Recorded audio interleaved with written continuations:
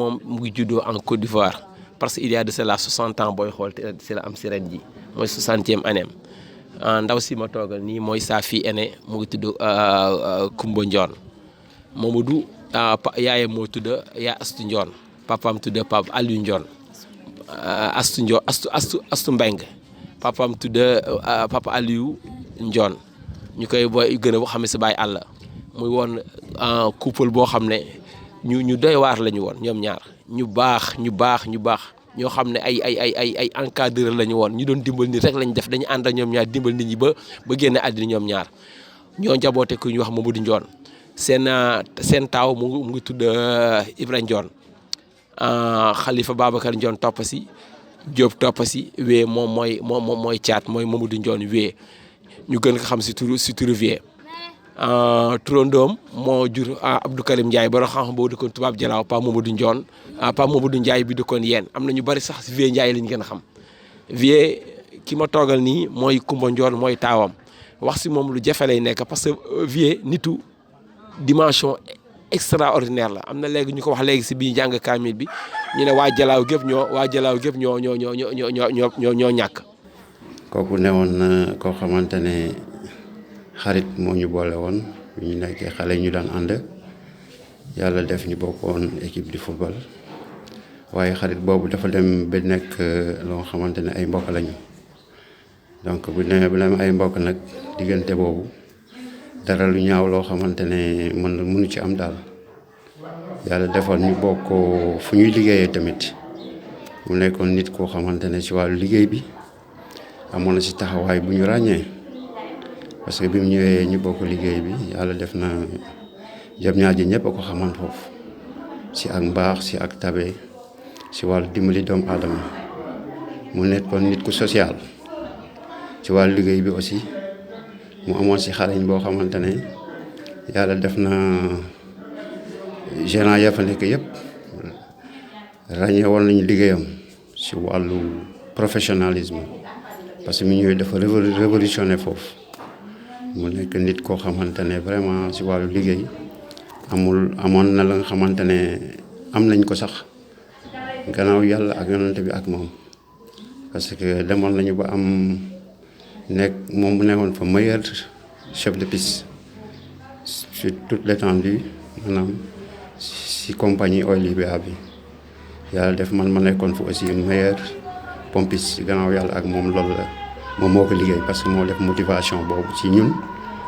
jël fa ay boo yoo xamante ne ay taalibe la ñu woon sax mu def leen ay pompiste yu daan seen doole foofu loo xamante ne jànguñu sax français moom formé leen def leen ay pompiste. buñ na diw baax na da ngeen di laaj ay bokkaam su leen bokkaam waxee ba pare ngeen xam nag diw baax Wee Ndione sama yaay ak yaayam ñoo bokk ndey ak baay yaayam xëy dëddu àddina nii mu def tey Wee man maay mag si biir bi de waaye daf ma gëmoon ba ma wàcc sama bopp def ko kilifa na moo ma mag si lépp si yaram ak tegginam ak yëg nit ak suturaal nit te yàlla rek a tax may wax Wee bëggul coow Wee bëggul ku jàmbat ci kanamam Wee bëggul ku wax ci kanamam nit naka sa dul noonu jumaay bii ma yor te ak jàkki ci tey laa ko mas a wax lépp lu ma si dëgërlu rek yàlla ma wax yonante ba loxaam a ngi ci biir Wee dina nu seet guddi di nu seet bëccëg muy man muy Marème Thiombane ndax Footu Mbee nga sama yaay moo di taaw Aysatu muy jur Wee topp si Adama Mbee nga topp si Mbay si topp si waaye képp koo xam ne rek mbokkaam nga yàlla boo am tiis wala am lu la metti Wee du nelaw du finaan du yendu xanaa mu jeex rek Wee soo laa xam ne moo bëgg mbokk rek bu tëb bokk lëndëm Ibrahima gam de waaye dama ne la nii nu jëlee lépp Wee nekk xale nu jël lépp jébbal ka noonu la nu jëlaat lépp jébbal ka nun bu nu xamul ne Ibra si taxawaay xam nañu Ibra si taxawaay buñ na xamul ne Xalifa Njoon si taxawaay xam nañu ko si taxawaay buñ na xamul ne Jóob si taxawaay xam nañu ko si taxawaay li tax ñu ne xamuñ ko si taxawaay mag rakka dina këpp taxawaay foofu te mooy Wee Njoon mii Wee Awa Jóob mii xam ne moom lañ joxoon yaayam surga mu nekk ak moom Kanaakiri ba ñu jege fa dem Abidjan ba mu xëy ñibbise Wee soo tuddee Awa Jóob sax day lox ci sa kanam te yàlla rekk tax Wee daal liggéey na suñu biir loo xam ne ñun mënuñu koo fàtte. waa sama papa nag li ma mën a wax ci moom bëri na lool ndaxte nekkoon na papa bu jullite vraiment gëmoon na yàlla lool xam nga tarixa cheikh nekk wéttalam mu doon koo xamante ne amul ak kenn xaar ma yàlla yéen ba mu daj koo wax vieux rek mu ne la bëñam ngay njëkk a seen te noonu la demee bëgg mbokk lool bëgg fameem li ñuy wax ci Mamadou Ndione vieux rakk la woon ci man ku ma bëggoon la aussi yàlla yàgg na noo boole depuis presque 1984 bi ñuy créé équipe bu mbooloot daana ñëw fii ci kër gi heure bu nekk fekk na ko fi yàlla def na aussi bi mu demee bay jàng dem Dakar di jàng école bële Sainte Marie bële ci Yaraax ba mu demee ba alors ñu laaj leen benn kilifa ci ñoom ci élèves yi kenn ku nekk ni nga ak ci kilifa maa fa toogoon ci école ba toogal ko fa yàlla def na aussi bi Serigne Ndione sama doom di jàng nekk kër Xalifa Ndione moog Vieux ñoo fa nekkoon bi ñu nekkee Colobane aussi noo Vieux noo fa nekkoon Vieux ku baax la woon ku jullite woon ku bëggoon mbokk la ku nangoon a jaamu yàlla la ku saxawoon tarixa Cheikh Ahmad Tidiane Chérif daana ñëw ci jàkk ji di fu wasifandoo ak nun kon paas jullit gëm yàlla nekk taalibu Cheikh Ahmad Tidiane Chérif radiyallahu taala anhu weesewul loolu te loolu yëpp Vieux dund na ko ñu ak ñun. si kaw loolu ci wàllu diine bi aussi moom toujours mu ngi taxawoon takkoo ak li nga xamante ne mooy alxuraanul karim temps bu daan ñëw dindi saagam am na benn jukki kaamil boo xamante ne dina ko yor wala ay téere alxuraan bu yoree pause si lay nekk yàlla defoon ko nitu diine boo xamante ne ko ràññeewu foofu même xadara juma sax dafa daan dem ba xam ne guddi na mu dem xadara juma ñëwaat. su ko Vieux Ndione sawar naa si wax si taxawaayam su ko Vieux Ndione dañ nekk dëkkandoo dëkkaay ba rafet kër gii suñu kër gii parce que moom neexee mën a seesam la lépp lu baax si dëkk bi ak lu wax si dëkk bi Vieux Ndione dañ ñëw waxtaan nañu si dëkk bi léegi Vieux Ndione ma teg si nag Vieux Ndione li ma gën a si Vieux Ndione mooy Ahmadiyya bi ñu bokk daayit Ahmadiyya maay coordonnateur Ahmadiyya non Ahmadiyya tund Jalaaw yéen ma yàlla defal daayira bii ma nekk ci secrétaire d'organisation on va yaa nekk président bi loolu dinaa ko seede si Vieux Ndione ma xamal leen nag Vieux Ndione daayira bii bette nañu li ñu calculé aussi moom yéen woon ko mu dundal ñu ba sa kanam nekk suñu ndoon na surtout relève la ñu calculé si moom moo tax bette nañu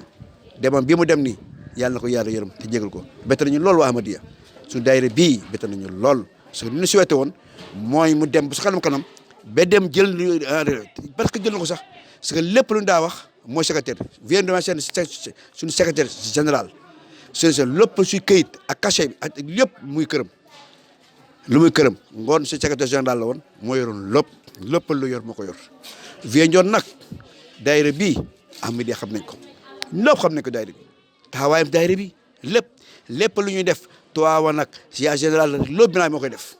lu ma koy gën a loolu moo koy def Vieux Ndione ko def duñ def dara da nga dugg rek Vieux moo ko bañ ba sax day binde la woon daaw indi la woon daaw ba mu ne président Amadou Thiadou secrétaire d'organisation la woon daaw lii la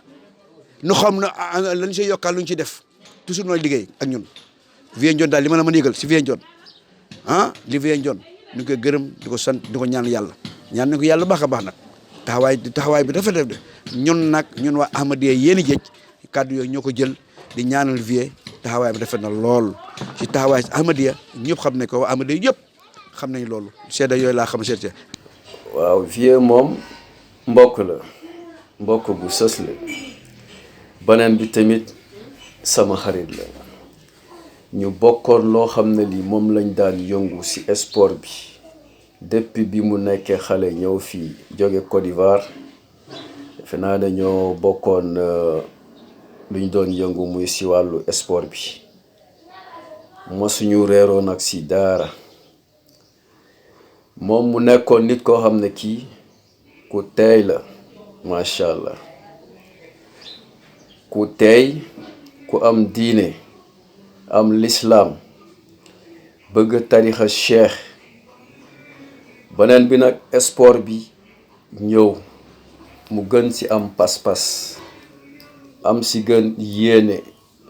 defe naa ne si ñi gën a développé sport bi ci Jalaaw defe naa ne moom ci la bokk parce que relation yi mu am ak entraîneur yi xam ne ñoo nekk ci Jalaaw yépp am nag ñoom relation amul kenn koo xam ne kii am na ci xarma yàlla ak moom kon nag moom ab rassembleur la woon ci Jalaaw équipe bu championnat bi nga xam ne bii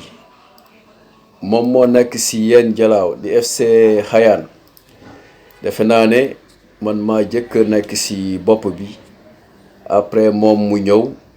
ci feebaram bi la yëkki équipe bi jox ko Youssou kon nag nit ku baax defe naa ne moom mooy def loolu kon nag moom daal war dëgg yàlla sport bi moom amoon na ci pas-pas bu baax te lépp pour Jalaaw développer ci jeunes yi fi nekk pour ñu doon professionnel. mu ma seel a dem Thiès la jaay ji wallahi fekk xa jam ñaaje mu ma uritel sax oto lépp fonk ma rek ak bëgg ma rek xam na rek maa la jarbaata bàyyi moo tax may wax day du si bare lool daal li ma waroon wax lépp sax daanaka ndey fay wax naka waaye nag nu ngi yaa ñaanal yàlla rek yàlla na xamalaa kam yërmande teeru yàlla na xabur yàlla xare àjjina ni mu fonk woon mbokk bëgg ni mbokk yàlla na xam ne bur yàlla bëgg waaw yàlla na xabur yàlla bëgg noonu ndey man ñaanal xa yàlla rek ñoo ndey faya yàlla ma ta coombaana ñoom ñëpp ñu ngi ñaanal yàlla ndax taxawaay bi ñu taxawu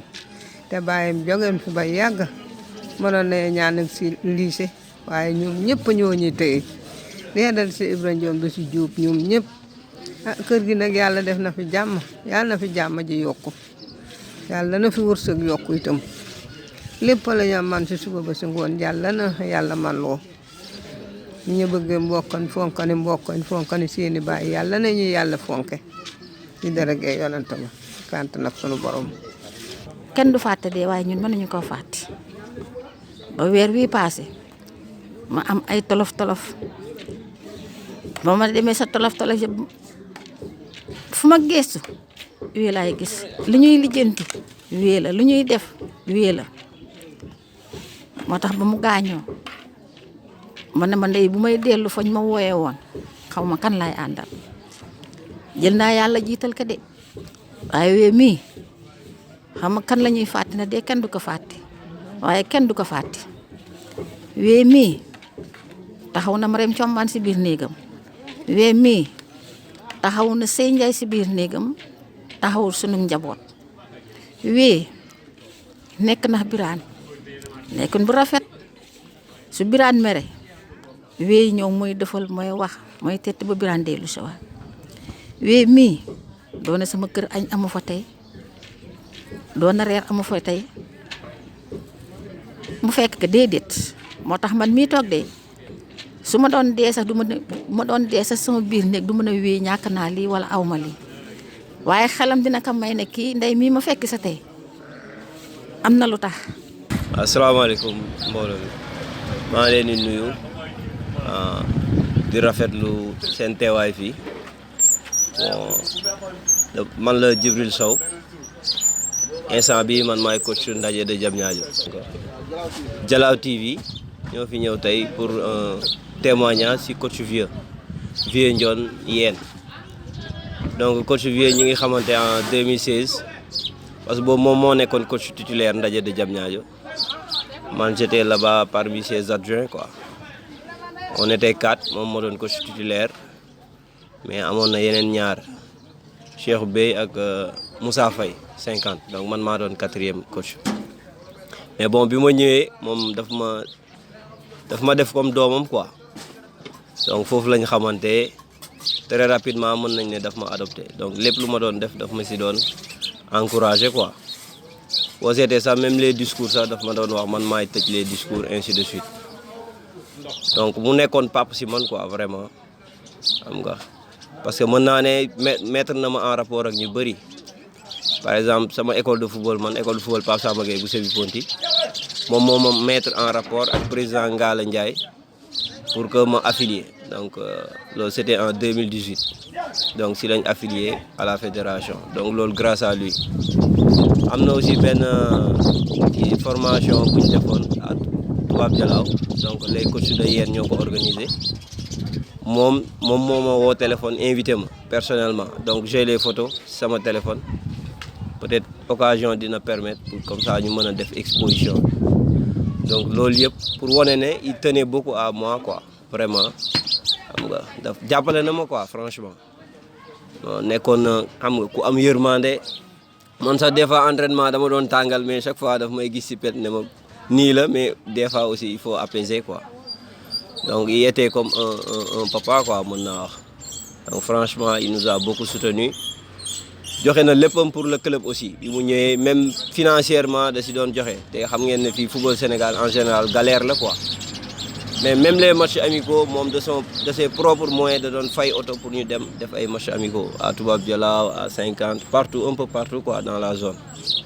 donc loolu ça a été un grand plaisir pour le club ak pour tout un chacun wala pour toute la commune de Diamniadio waaw bref si gàttal daal mënuñu ko résumer si interview bi parce que ça a été un père mën naa ne c'est le premier coach de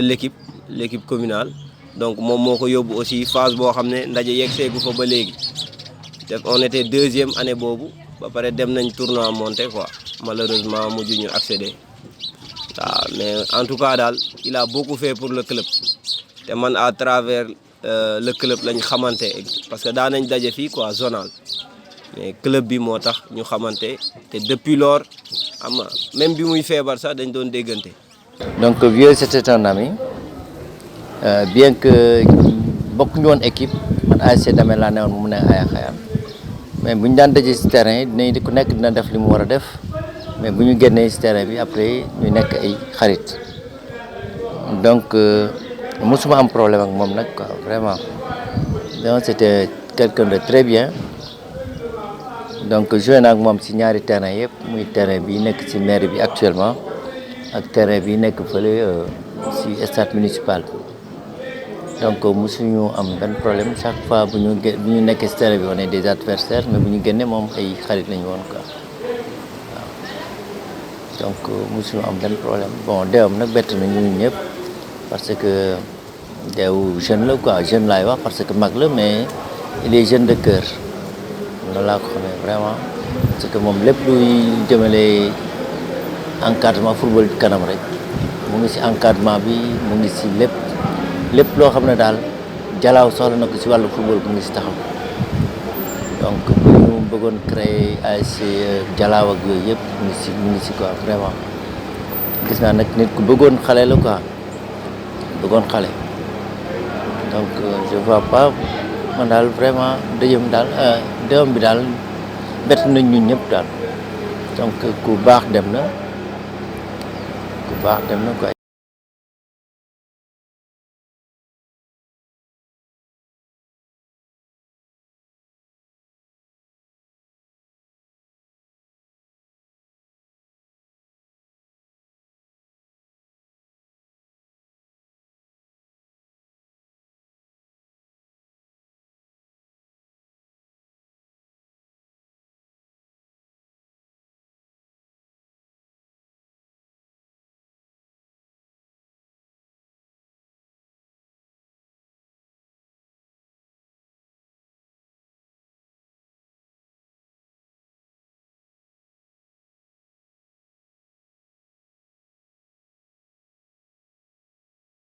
سيدنا محمد الفاتح لما كنا نحتم ما سبقنا سرنا الكبار الهادي إلى صراطك المستقيم وعلى آله حق قدره العظيم yéen maa ngi koy yéen Muhammad sallallahu alayhi wa sallam di ko yàlla jotali ko sama xarit bi moo tax may def témoignage si moom tudd Mamadou Ndione yàlla xaare ko àjjana moo mbokk yi ñoom fa fekk ak ñi ko fa fekk Ndione de wax dëgg yàlla sama xarit la woon suñu ànd yàgg na depuis ñu nekk xale ba léegi bon vraiment man li ma doon waxtaan ak moom sax daanaka man sama frère yi sax daa ma ko waxtaan ak moom ku baax la woon vraiment ku am diine ku am sens de responsabilité également koo xam ne ki vraiment bëggoon na njaboot également bon formateur la woon éducateur la woon vraiment boo ko xoolee sax si activités yi sportives yi yëpp tamit waa ngi nañ loolu si moom bon wax dëgg yàlla moom sama xol dafay fees waaw li ma war a wax ci moom bëri na mais nag comme Faye daanaka wax na ci moom li Faye wax yëpp daanaka sax waroon na mën a doy mais nag comme aussi li ñu àndoon di nekk si mënu woon ñàkk wax dara ci moom quoi mais li ma ci xam daal mooy vraiment ku baax la woon vraiment ku yëg nit ku humble la woon vraiment du xeeb kenn vraiment mën na ànd ak ku ne mën na ànd ak mag moo xam ne bi am na téeméeri at ak lu topp comme mën na ànd ak xale boo xam ne am na ñaari at vraiment amul woon benn problème ku bëggoon njaboot vraiment man daal li ci des mooy di ko ñaanal yàlla rek yàlla xam ne àjjana moo ñu fa fekk ñu ngi fekk daal laa amoon mooy wax ci moom quoi wax dëgg yàlla moom vraiment sama xol dafa fees la naa moon mënoon naa toog tey suba ba tey di wax ba suba si moom mais nag sama xol dafa fees mais li ci des mooy di ko ñaanal yàlla rek laay demee wax waaw asalaamaaleykum mbokku Dialaw TV maa ngi nuyu ñëpp di ziar ñëpp di am mbégte ak contentement ci interview bi ñu ma témoignage bi ñu may demandé à ce que ma def ko ci suñu mbokk Mamadou Ndione ñu gën ko xam si vieux mi fi bàyyee ko di ziar ñëpp. mën naa ko wax 84 wala 84 si laa am chance dajeeg moom ci terrain d'abord ñu nekk ay football kat moom muy football mboolot man may football ASC Eten mu nekkoon tamit ku xarañ ci li mu doon def mënoon football lool ñu daje ci terrain nag di football jour boobu sax je me rappelle mboolot moo gagné Eten 1-0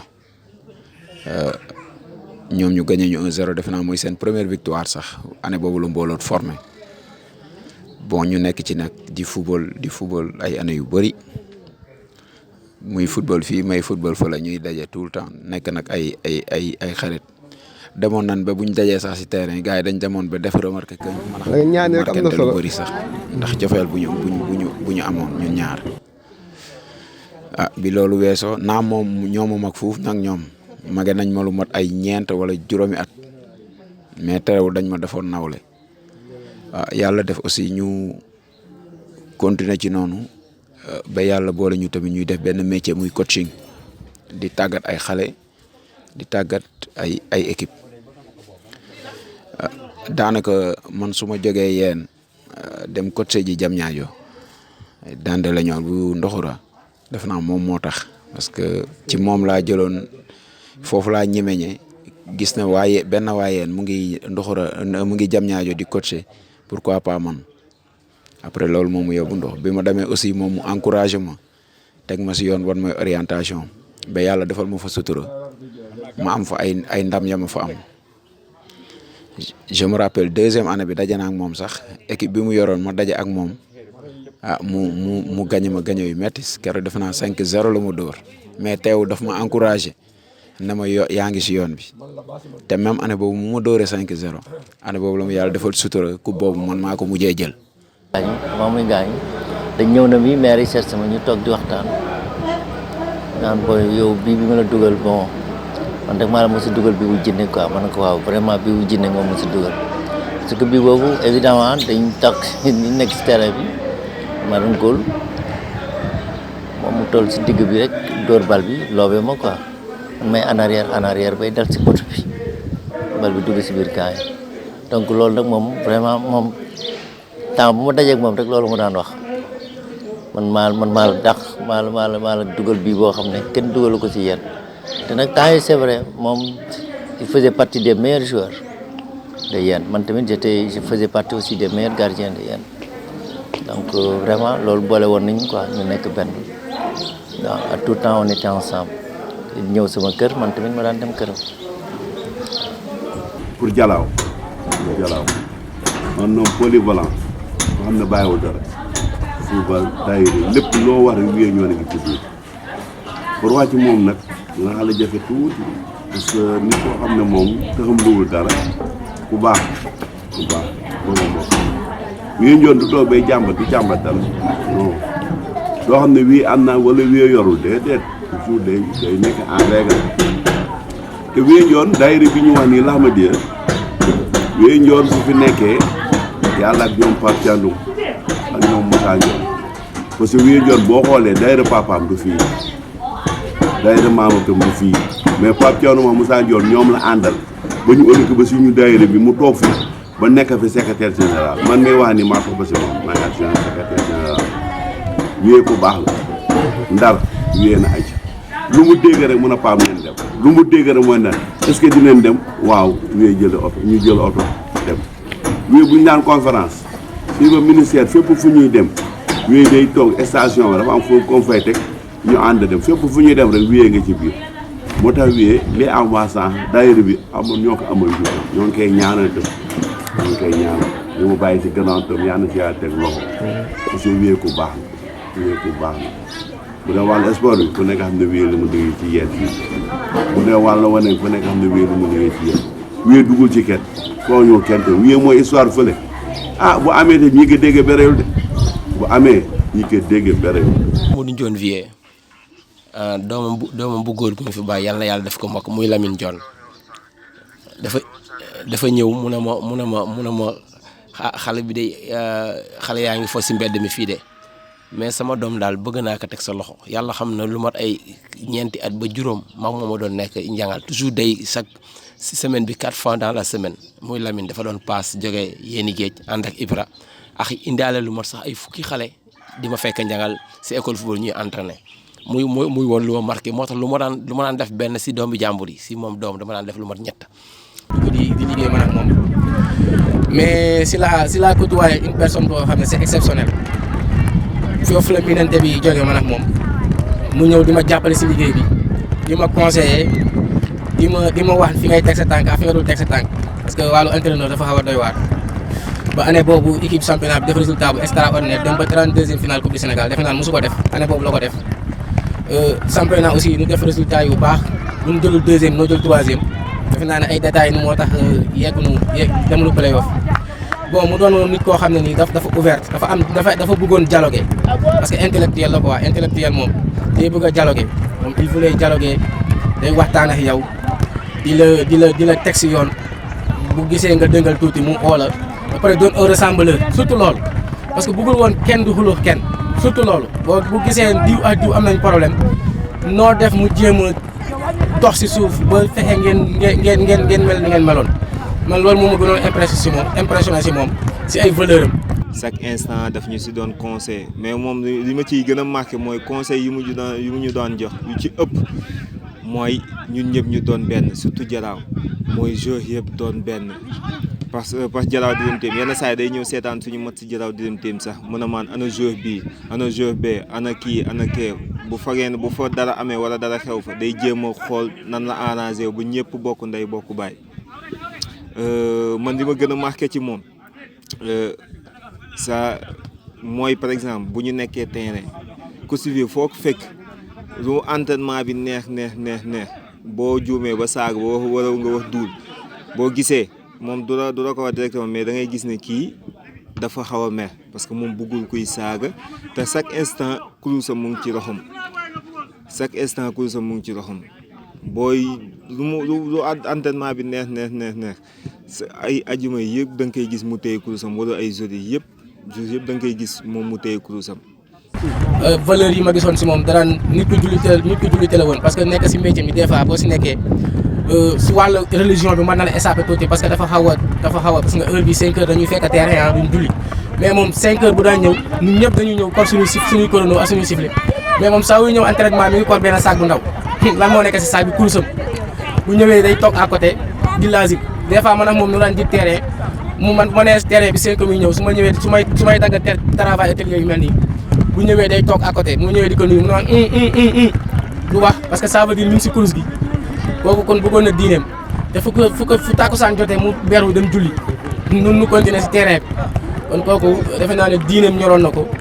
ñu ngi doon jàngal nit ñi en même temps loolu éducation la quoi par rapport ak ñun jeunes yi parce que mu ñuy wane quel que soit li nga bëgg rek mën nga si boole sa religion te du la wàññi dara loolu defe naa njàngat la si jeunes yu bëri. Vieux jaar na fu nekk si wàllu football bi yor na fi ndaje bu Diamniadio te ndaje boobu moo dem ba doon équipe bu régional division régionale te si ñi ko sos si moom si la bokk te doomu Yène la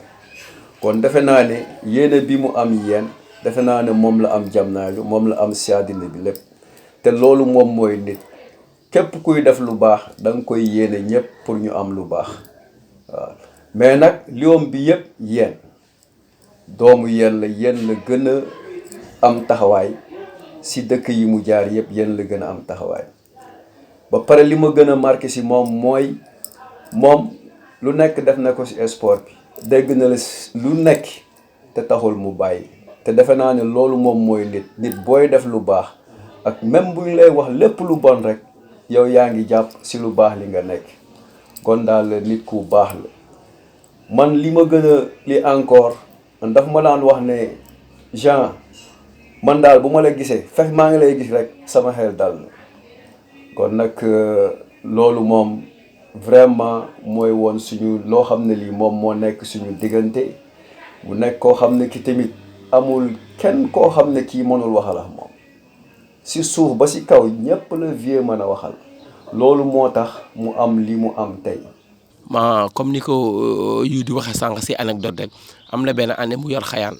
man mu ñëw mu ne ma affaire yi njagal ma ne ko waan li tax ñoo jëkk a ñëw si man sax ne pour mu entrer man non man bàyyi naa affaire nawetaan la damay bàyyi tekkandale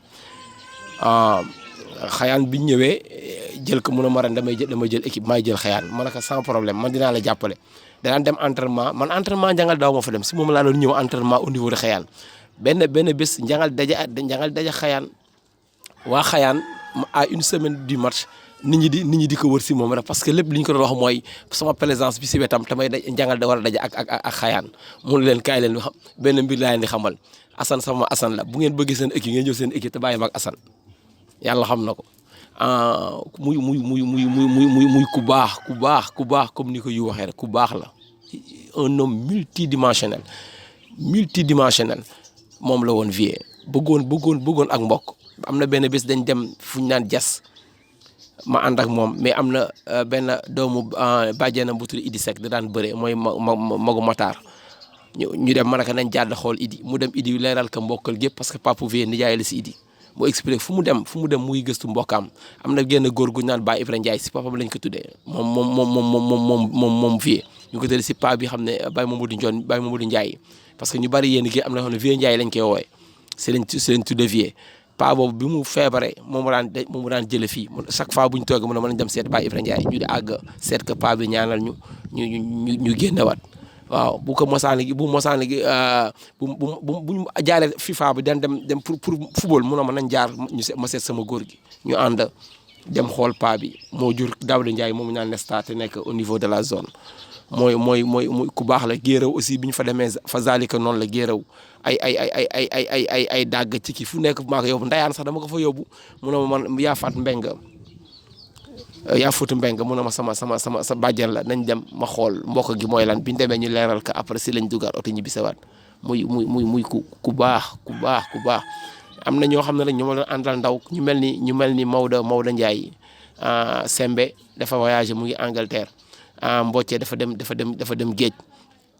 dafa dem ay ñoom Pafey ñooñu ñëpp ay àndaloo ay xarit la ñu woon parce que ñun am na benn année ñuy joué benn tubaab jaraaw la woon te ma leen xamal yéen bu njëkk match yi amul woon mur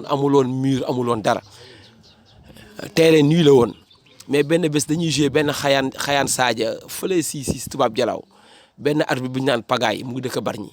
mu ngi ñëw man ñoom Modou Faye ñoom as ndem si yàlla ji Assane Kombe ñu téye vie di enn ko di teg arbitre bi nañu taxaw leen bu ngeen def football ngeen wax ma da ngeen def football am football leen keroog Sembe mooy capitaine fi ñu taxaw mu ne dañuy jox ay carton jaune gars yi mu ne leen da ngeen di football da ngeen di caaxaan footballu leen seen ak amitié da ngeen koy teg ne leen man ak noonu amitié bi ba si biir terrain bi si biir ak si biti la. ndey dañu xaa ñaanal yàlla rek ñun ñi lay bàyyi nu day lii gën a lu nu woon waaye nag yàlla la mu dogal rek moo la am lu nekk nag yàlla na yàlla yërëm yàlla na yàlla xare àjjana yàlla na bur yàlla mën a gan ndey dañu xaa ñaanal yàlla rek ndey fi mu nekk nii man wasa. donc ñu ngi koy ñaanal yàlla alxuraan ji mu taxawoon yàlla defal ko àjjanay firdaws defal ko ay waajuram ya ca barsax defal ñu ko suñuy waajur ñun ñëpp yàlla yóbbul suñuy waajur ya nekk barsax defal leen àjjanal firdaws nekkoon koo xamante ne ni tamit vraiment ci wàllu jeunesse bi am na liggéey bu bare boo xam ne def na ko ci wàllu liggéeyu taxawu jeunesse bi muy fii ci yéen ak fële ci Diamniadio ci li ma xam lu bare donc loolu lépp mu nekkoon loo xamante ne nit ku jàmbaar la donc il a été digne vraiment avec sa maladie bi nag yàgg na ko di daaneel parce que même bi mu liggéey sax dafa daan ñu xam nañ ne dafa feebar mais dafa ñëw pour liggéey waaw donc liggéey bi vraiment soxaloon na ko bu baax a baax donc ñu ngi koy ñaanal yàlla na ko yàlla xare àjjana ñun ñëpp ñi mu daan àndal ñi nekk fii Assane Mbaye ak ñoom Baye Malick ñoom Mbocce ñoom Malick Ndiaye ñoom ñëpp ak ñi fi nekkul Baye Sembe ak ñoom Tosta ñoom ñëpp am nañu naxar boo xamante ne ñu ngi koy naxaru yàlla waaye nag tiis la ñu jébbal lépp suñu borom subhanahu wa taala yàlla na ko yàlla xare àjjana amiin yaa rabbi. lañ ko doolee ñaanal rek yàlla na ko yàlla xaral àjjana yàlla na yàlla xaral àjjana donc ñu ngi fa bàyyi njaboot gi yàlla na yàlla sàmm yàlla ko ca loxo njaboot yàlla ba njaboot am waa na si soxnaam tam ku baax la soxnaam ku baax la ndenjoon ku baax parce que bu sa jëkkër feebaree nga gérer nekk ak moom bu sa jëkkër nga am ngërëm jàmbatuloo kenn xamul la dara su sa jëkkër toog yaa nga fa ba yàlla def lii kenn mënu ci dara kon boobu lu jërë gërëm loolu daal laa amoon lu ma ci wax si gàttal daal yàlla na ko yàlla xare àjjana ca fa mu jëm yàlla na ko malaakam yër mën a teeru si kàntan ak suñu borom. am na benn année waaye yéen kaw dañ ñëwoon pour jël si ko pour mu yore leen seen équipe loolu moom gën a marqué nag ci moom condition bi muy leen jëkk a tegal xam nga mooy lan mu ne waa yéen kaw yi ñëwoon di ko seet boo leen demee ngeen fexe leen Youssou ñëw yor xayaan man ma dem yor yaani kaw question loolu la leen tontu ba pare dans l'immédiat gars yi dañ dem rek mu woo ma téléphone na ma waa yéen kaw ñëwoon nañ fa pour jël ma mais dama ne leen bu ñu bëggee nga dem xayaan man ma dem yaani kaw donc loolu muy wane na rek moom nit ku doon boole la ku bëggoon nit ñi nekk ci jàmm waaw loolu moom lu ma marqué ci moom la. aussi dem nañ fa parce que moi je suis éclaireur dem nañ fa avec le groupe local de Sébi Ponti moom moo ñu dalal campé nañ à Yène moo ñu dalal avec sa femme xam nga bañ lu ñu woon dara quoi donc ñoom ñoo ñu expliqué dëkk bi ni muy doxee lu ñu soxlawaan ci dëkk bi fa lañ doon dem te loolu grâce à relation yi ñu amoon quoi bref daal man xam nga amuñu fayam yàlla mi yor caabi àjjana yàlla na ko yàlla teeru foofu xam nga waaw defal ko mboolum jullit quoi benn li may tëjee rek mooy c'est dommage quoi parce que comme ni ma waxoon man j'étais parmi ses adjoints mais ren biñ ma joxee club bi maa ngi ko woo sama xel moo dem si moom quoi franchement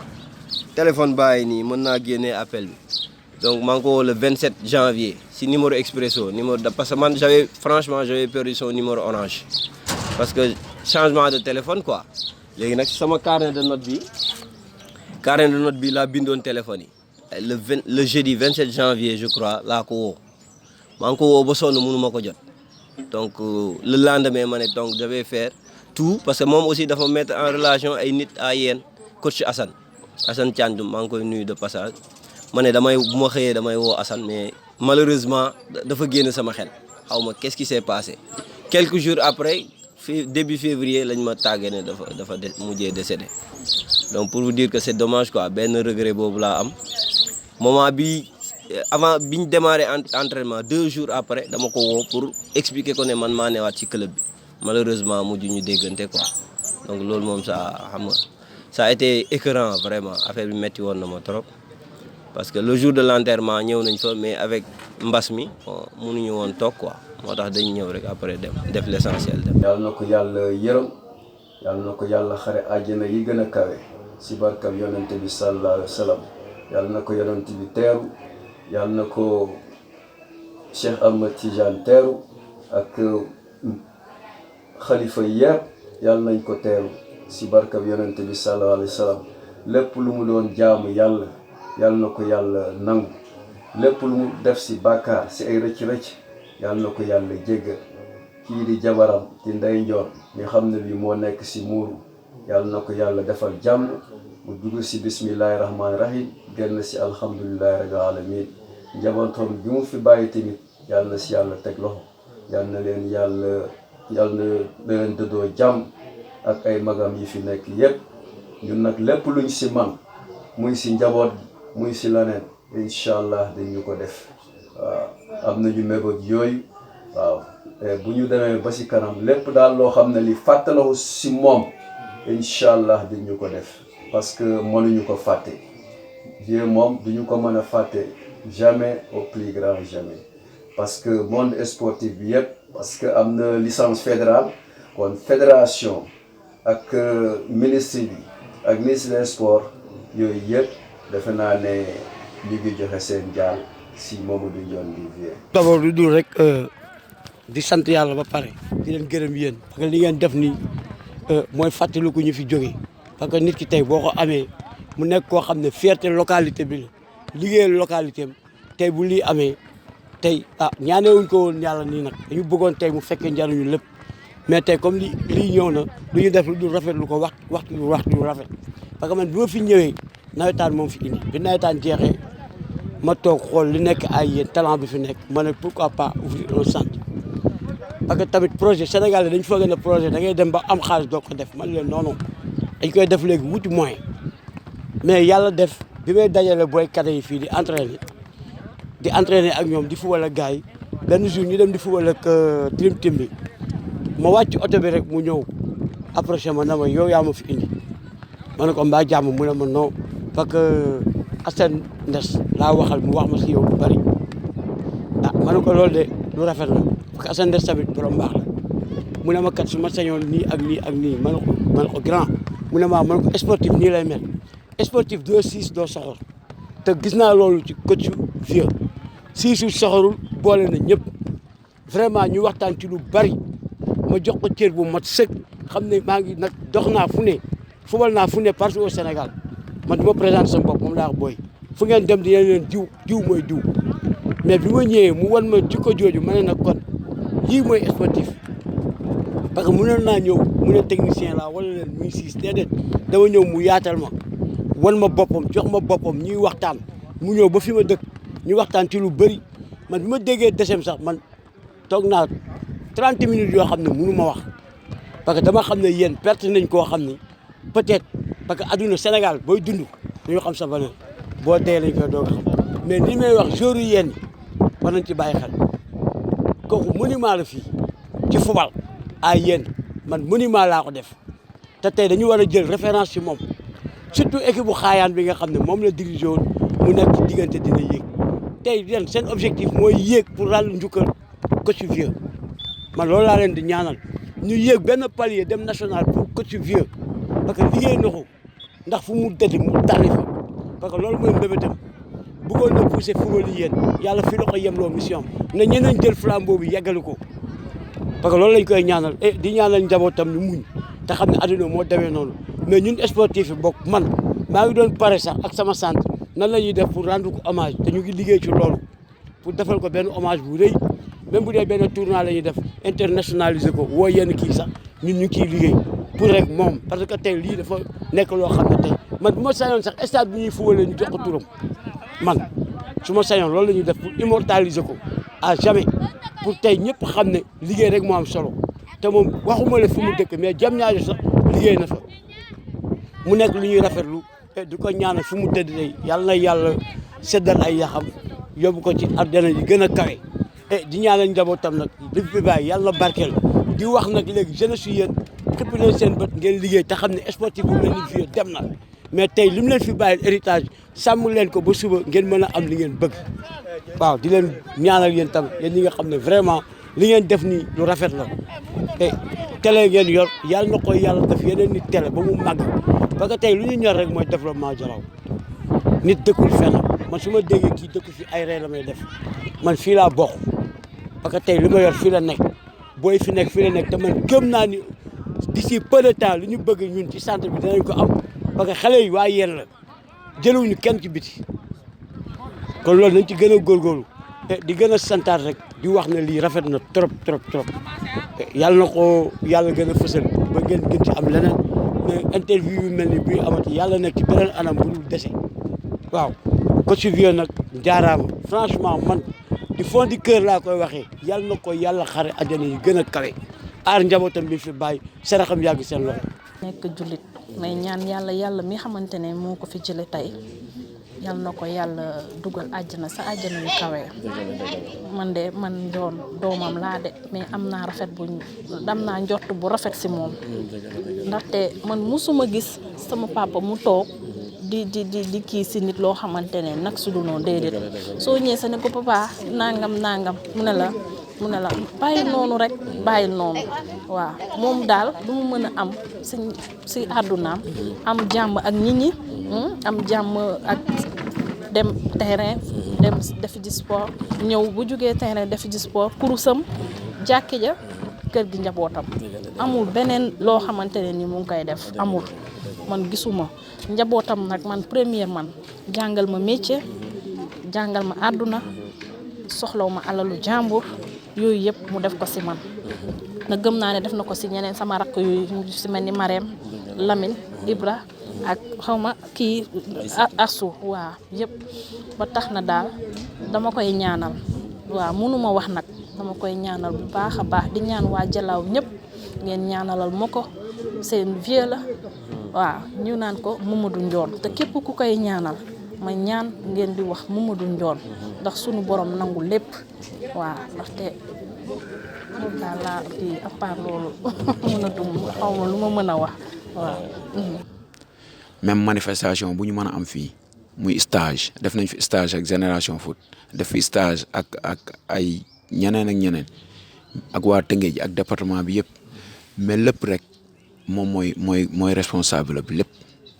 mais soxnam suñu manifestation bu ñu mës a def fii moom moo ñuy toggal mooy dalal gan yi moo leen di jox ndox ñu naan jox leen boisson ñu naan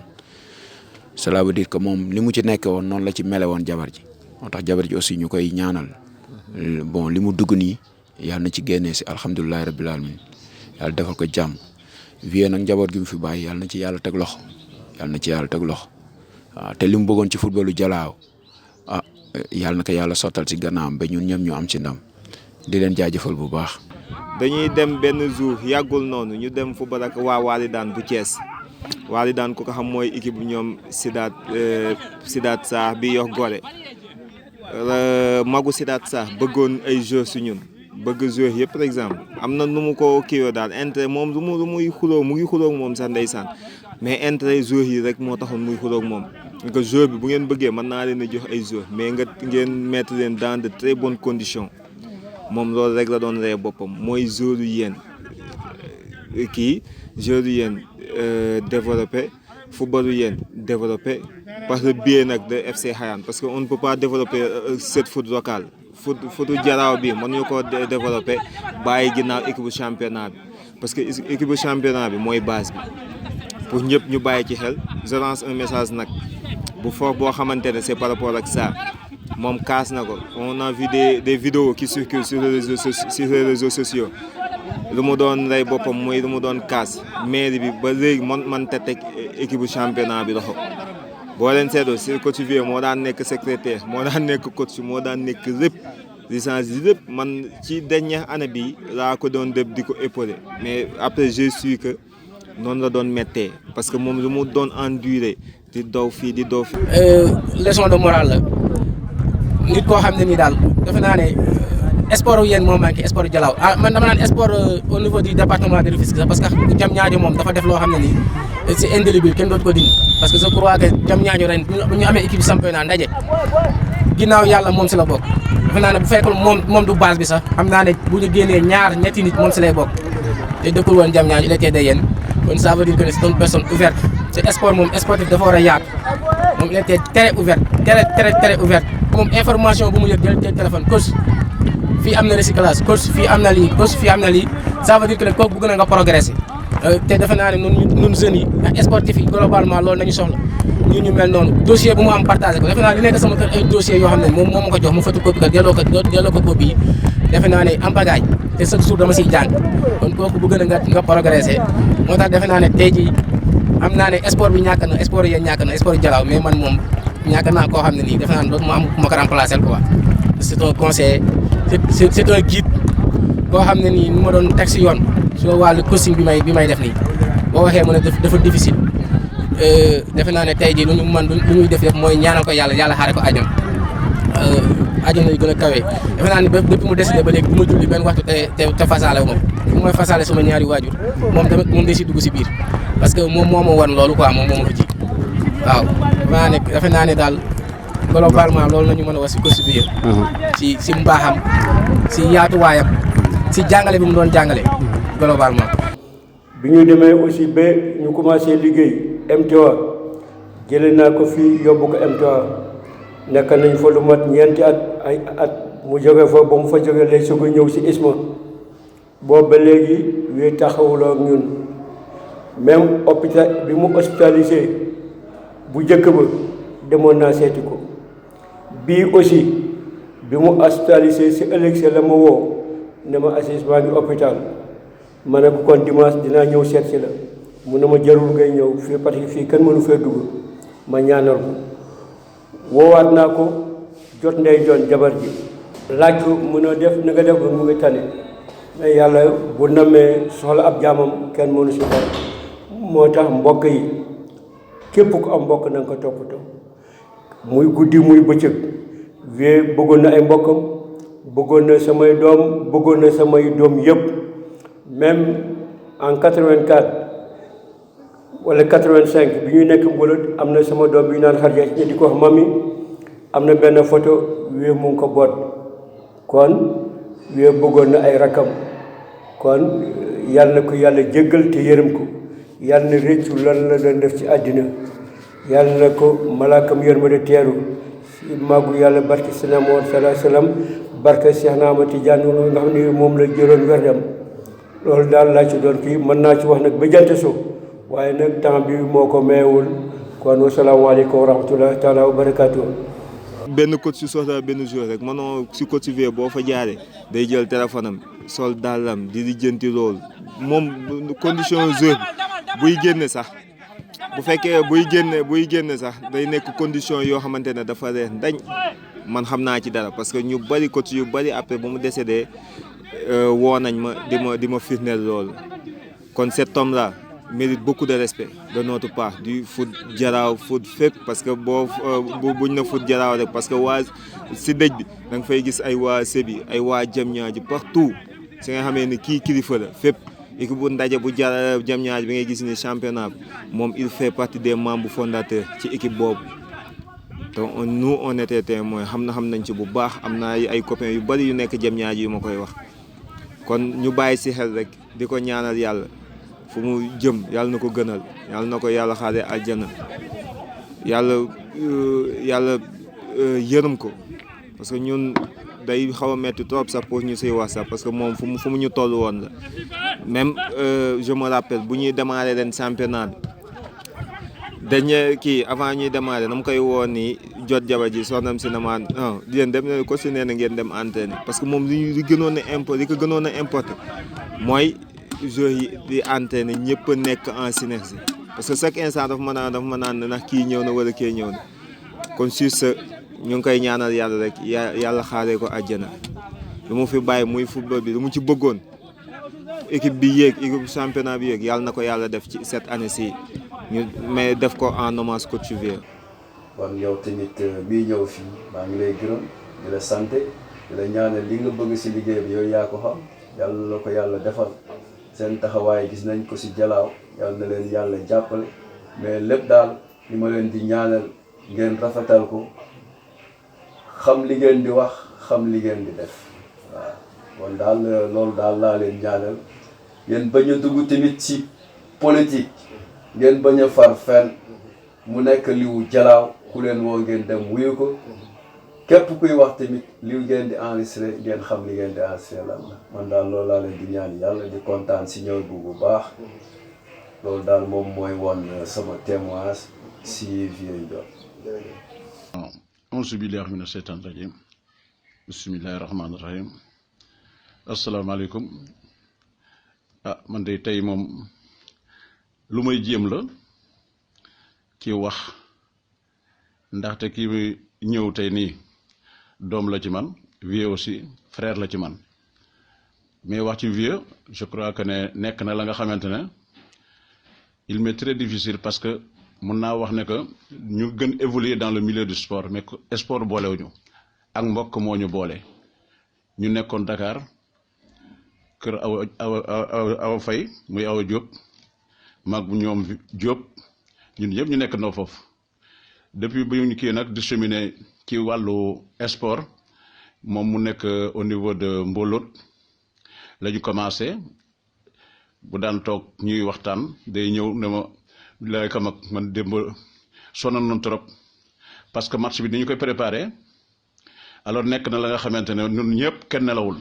nu ñuy jàppe diw daaw aussi nu ñuy def ni baaba nii ainsi de suite ku nekk daal ñuy toog di kii ba affaire ba dafa ñu jàpp ba duñu nelaw bu ñu ñëwee ngeen tëcc ñu dal di jàll donc mu nekk la nga xamante ne moi je crois que ne au milieu de yéen ak fudul yéen parce que dernièrement Diamniadio la ne woon au milieu de yéen am naa yaakaar ne que toog boo war a mën a jàm baaraam ne par exemple Vieux Ndione nangam ak nangam ci loo xamante ne c'est anti sportif kooku kenn mënu ko wax kooku kenn mënu ko wax donc ko seen type boo xamante ne yàlla may na ko beaucoup de fois am fois rek doy na mais beaucoup de fois sax moom c'est trop dire mais am na ngëm-ngëm am na pas-pas am na diine donc nit ku baax la woon et là je crois que ne yéen tout yéen peut le témoigner yàlla nag moom jaamam bi moo ko indi waxtu ko neex la koy jël malgré que dañ ci am bitit lool mais mënuñu di aussi di def lu dul di ko ñaanal yàlla fi mu jóge yàlla fa mu jëm na ko gënal donc nekk na la nga xamante daal man daal mu ngi noonu alors ak di ko jaale aussi la famille et tous ces anciens coéquipiers ñi nga xam ne coéquipiers ñi mu daan àndal dans le milieu sportif moi je crois que ne loolu moo ci nekk donc lii dafa nekk la nga xamante ne man de j'ai œuvré dans le milieu sport def naa ci la sama kéemtulaay kattan ba tout récemment maa ngi dem benn de seen njàngal ñaarum ñu ngi may wax ne que yow bu yéen laata am calme il faut que ñu organiser la quelque chose mais loolu man je le faisais ci loo xamante ne lu war la parce que boo nekkee mag ak quel que soit tes petits moyens tes faibles moyens boo mënee jàppale sa jeunesse jàppale say ndaw pour ñu mën a dem ca kanam am naa yaakaar ne que loolu kenn war ko mën a bañ donc parlons de l'homme nag moom daal li ma mën mooy di ko ñaanal yàlla très sincèrement il m'est difficile de trouver les mots justes les mots valables pour mën a exprimer sur Vieux parce que Vieux Ndione yàlla na ko yàlla xaral àjjana daal laa mën a wax kii nag moi aussi fils ma je te remercie parce que def nga ay 4 reprises ngay ñëw todd pour me rencontrer loolu nag bu fekkonte li ngay def ñoru la am naa yaakaar ne que doo ko def bon nag nii nga xamante ne noonu nga gëstoo ci Vieux alors mu bañ a nekk benn demin nga dund sàppi la am naa yaakaar ne lii nga dugg nii yàlla na la ci yàlla may ndam yàlla na yàlla leeral sa yoon yàlla def la référence parmi les références ñi ñu référencé ci Riddu Jalaaw donc loolu dafa nekk loo xamante ne kii parce que nit ku nekk amuloo dara lu dul sa gox donc man vraiment xaw ma nu ma lay def daal mais bu doon man lool rek dama lay ñaan rek nga baal ma ko pour mën a toog mais vieux mu ngi noonu daal vieux daal c'est le vieux de tout le monde am na un kii bu nekk au niveau de comment dirais-je là de Diamniadio moom mooy daggal les tickets là pour les voitures mais keroog ba ma ko woowee dama ñëw fekk ñu rob ba pare après ñu toog ci garab yooyu ma ñëw ma ne ko yëg nga nouvelle bi mu ne ma ban ma ne ko vieux moo gaañu mu ne ban vieux ma ne ko vieux Ndione ban bu station parce que station ba la nekk donc war xam na ko bu baax mais dafa toog neppat ba après coupé woowaat ma ne ma non ba da juumuloo ma ne ko non loolu la yàlla dogal donc dafa nekk nga xamante ne sur le lendemain la ñëw jàll si donc loolu moom c'est le vieux de tout le monde daal waaw comme son nom l'indique alors ñëpp bàyyi ñëpp la woon maamu ñëpp la woon ñaanal ko yàlla rek yàlla na ko yàlla xaral àjjana ci barke yonent bi sallallahu alayhi wa sallam mais vraiment Ndione mu ngi noonu daal foofu laa mën a yem ci ay kaddu waaw malgré que c'est désordonné mais nag quand même c'est que ça mais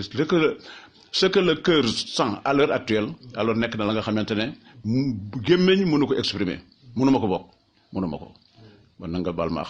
wasalaam. lu wax la si baaxam rek équipe bu nawetaan bi ma yoroon Diamniadio Daaru Salaam moom moo ma boole woon ak waa Daaru dañ ko doon musoon pour moom mu yor leen waa Daaru mu ne leen instant yi mënuma nawetaan mais dinaa leen boole entraîneur bu naxaree gagné si la ma boole waa Daaru fay ma xaalis bu bëri ma ñëw di ko jox si xaalis bi dafa bañ mu ne ma noo këstu du ma laal si xaalis bi pour wax ne dimension nit ki mu ne ma non du ma laal si xaalis bi parce que yow sa mérite la demal nga liggéey ak ñoom yow fexeel man li may bégloo mooy yow fexeel dafa am résultat yu baax premier match bi nu gagné bi mu ko yëgee bi ma jógee match bi këram laa wàcce ak sama saaga samay bagage yëpp mais gis nga dafa ma gis rek bëñ yi di feeñ mu kontaan boo xam ne nii mu ne ma man lii moo ma gënal ay joxe xaalis parce que dama bëgg yow foo dem rek nga sigi fa defe naa ne ku mel noonu bu ko waayeen ñàkkee ñàkk nañu une personne boo xam ne nii dootuñu am lu fu ñu ko remplacer parce que valeur yooyu dafa difficile léegi si société bi nekk nii defe naa ne bu doon man sa laay wax peut-être maa ngi naan sa waay man maa ko boole gars yi andi na xaalis foog ma lekk mais dafa dëddu xaalis bi ne noonu du si laal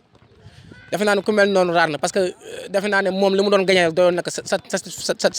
suffisamment quoi ñu ngi koy gën a rendre hommage di ko ñaanal yàlla xaare ko àjjana fi mu àjjana yi gën a kawe lu mu def si àdduna yal na ko réccu àjjana doon dëkkuwaayam yàlla teer ko si àjjana yi gën a kawe yàlla mën na ko yàlla am na yërmande bi yàlla na ko yàlla def loolu la ñu waxoon foog ñu dolli ko si témoignage bi parce que ça me tenait à cœur moo wax loolu nit ñi xam ko bu baax moo tax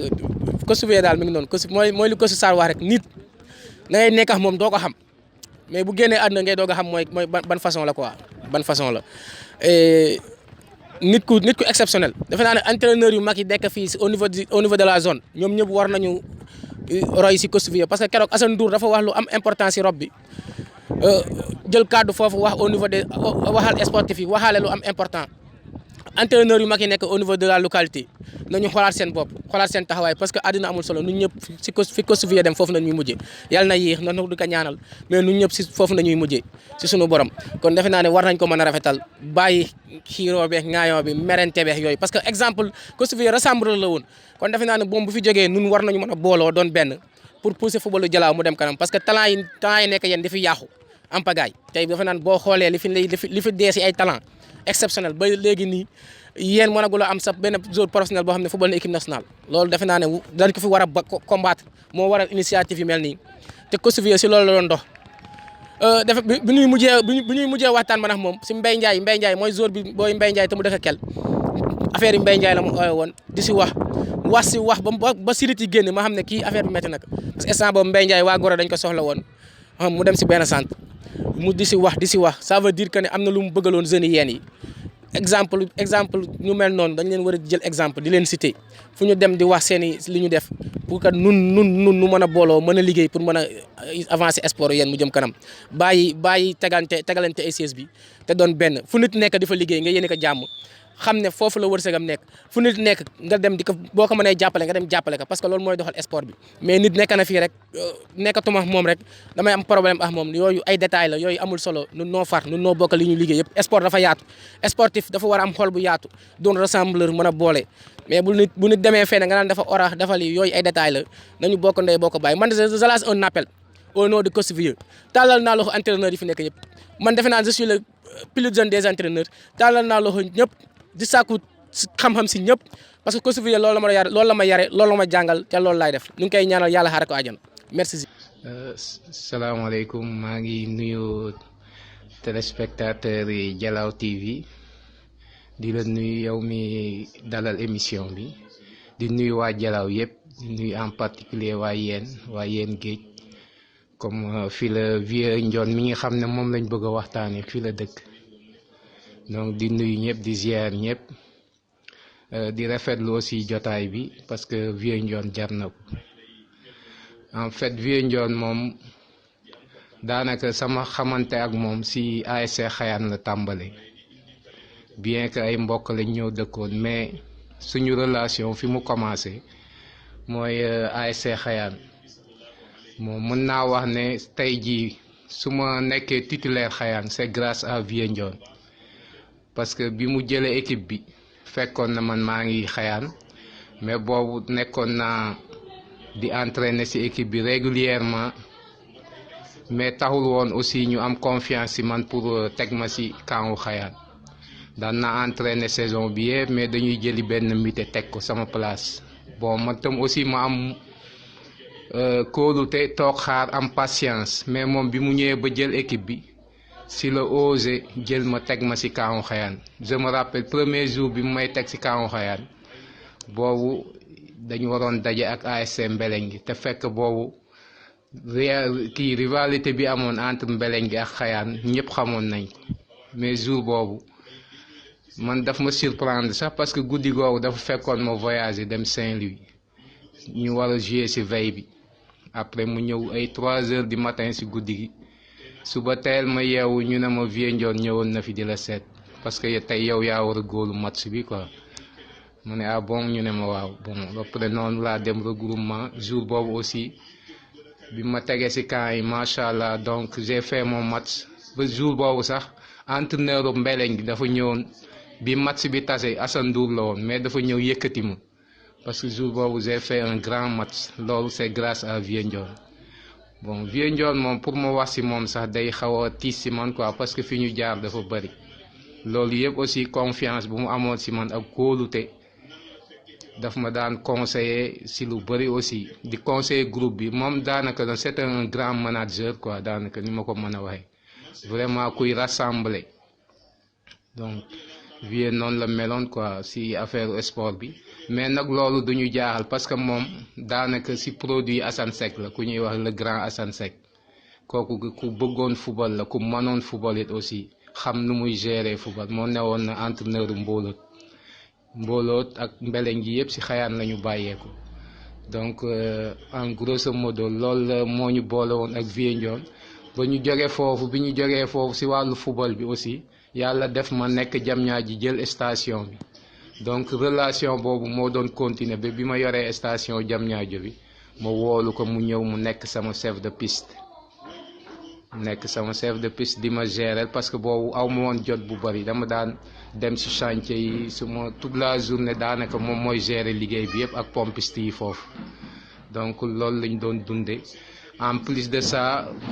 ku amoon diine la parce que dafa rallier woon lépp buñ daan dem ay gàmmu ñoo daan ànd di dem ay bourde yooyu yëpp dañ daan ànd di ko defandoo ensemble amul dem nañ gàmmu Saint-Louis ànd nañ fa gàmmu Ndar gàmmu Louga fu ne lañ daan ànd ci dëkk yi quoi Dakar Jawiye ba yooyu yëpp dañ daan ànd di fa dem donc amoon diine amoon pas-pas ci li muy def aussi daawul kafe dara jëloon na aussi wirde Tijaan yooyu yëpp loo xam ne lu boole woon la ci moom en plus de ça li taxoon sax moom mu dem Diamniadio di fa coach parce que moom dafa bëggoon football passion la woon dafa daan jógee fële Yeen di bàyyi station bi di jëw Diamniadio après mu xool ne situation bi du ko permettre parce que jot bi bariwul léegi mu proposé ma à ce que est-ce que moom du mën a jël équipe Diamniadio comme ça muy yem foofu mooy gën a jege muy ñëw ba yéen looloo waral mu amoon équipe Diamniadio di coach si foofu loolu yëpp si bëgg-bëggam si sport bi la woon daanaka sax bëgg-bëgg boobu moo ko poussé woon ba nu mu tuddati sax da daan guddee wàcc station parce que da daan dem sport bi daanaka ay 21h lay jóge Diamniadio pour ñibbisi loolu yëpp pas-pas bu mu amoon la si amour si liggéey bi ak sport bi mu boole woon en plus de ça vraiment nekkoon koo xam ne kii day rassembler même si biir liggéeyu station bi daan na waxtaan ak pompiste yi di leen conseil yu bari xam nga daan conseiller pompiste yi di leen wax ni ñu war a dundee ak ni ñu war a gérer yooyu yëpp daawul faje dara si mer lépp lu muy def rek si waxtaan la koy def waxtaan diisoo sànni tey xalaat yooyu moom mooy ay prêt te moom c'est un homme de principe moom lu mu xës ba gëm lool la c'est un homme de principe moom vieux moom noonu la mel quoi moom dëggam moom da koy rey moom lu mu xës ba jàppane lool la moom noonu la tëralee ay defenam quoi moom homme de principe la moo tax lépp lu muy def rek si dëgg lay lalu quoi moom daal loolu laa xamoon si moom si ay yu bari daal ya nga xam ne daan nañu ko dund nekkul nit koo xam ne kii saa yoo ko fekk aussi mi ngi respecté aussi ay julleem respecté wirdam yooyu yëpp daaw ko kafe te daan na teel a xëy si liggéeyam moom daawul tardé moom tardé moom bokk see jëfam suba teel la daan xëy station te da daan guddee wàcc ay 21h donc moo fay njëkk di fa mujj loolu nag ku koy dund ak ay nit mënuñu la seedal lu dul jikko bu rafet jikko boobu daal loolu lañ ko xamee vraiment c'est regrettable mais yàlla nag moom jaamam lu ko neex mu dogal donc bu dogalee ñun ñëpp dañu def lu ànd si dogalam mais lu ñu gënaloon mooy mu des si équipe bi te vraiment rôle bi mu fi doon jouer dafa daan rassembler en même temps man daf ma wàcciloon coono bu bëri la ma wàcciloon parce que la nga xam ne sax man maa ko waroon def moom moo ma koy gérer lu ma wax mu ne non bàyyil ma gérer ko même bu amee ay différends entre joueurs moom mooy dem ne bàyyi leen dinaa ko gérer te bu demee aussi waxtaan ak ñooñu ñu revenir à la normale ba rejoindre groupe bi yooyu yëpp daan na ko def moo tax joueurs yi père vie rek nga daan dégg père vie te loolu aussi moom moo ko liggéey wax dëgg yàlla moo ko liggéey te vraiment ñu koy ñaanal fa mu tëdd yàlla na ko gënal